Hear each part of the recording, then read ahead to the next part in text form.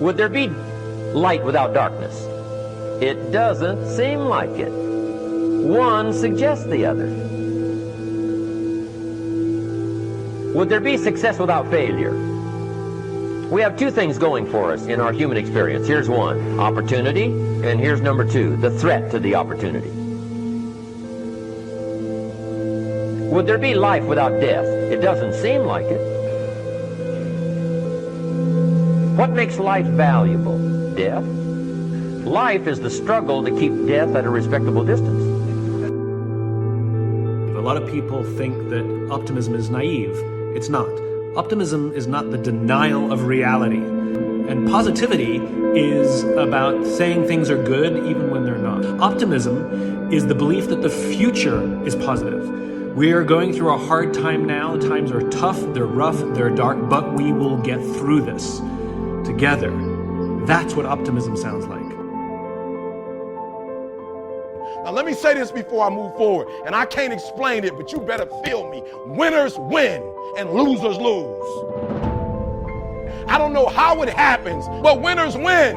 And if you create a culture of losing, if you keep being a victim, if you keep letting losing happen to you, if you keep letting people do you and treat you any kind of way, it's going to become a culture. You're not brave enough. You want to put it on somebody else. The reason why I'm not successful is because of my boss. Have you ever looked at yourself in the mirror and said, I'm not getting up on time. I'm not going to work on time. I have standards. I have values because I value myself enough to give 120% or don't do it. That's the problem with some of you. You always want to blame other people. You want to hold other people to the fire, but you're not holding yourself to the fire. You just said you're giving 50%. You owe you an explanation. You owe you an explanation. You need to look at yourself in the mirror and say, why are you only giving 50%? What's wrong with you?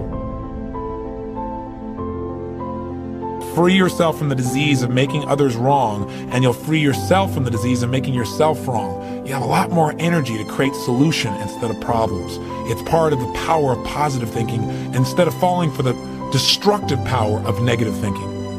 We've got to condition ourselves, because if we don't, we'll go back to the automatic state that most people live in today's society.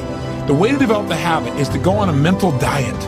And most importantly, you got to find something to appreciate even in the tough times. Because in reality, as we've talked about so often before, the toughest times in your life sometimes provide you with the real resources to change your life.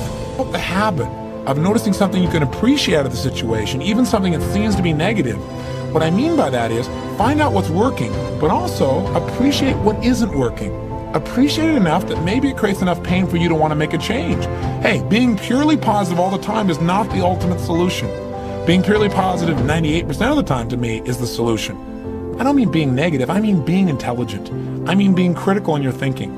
Seeing what you don't have is sometimes useful too. This is the way you fail, is if you quit.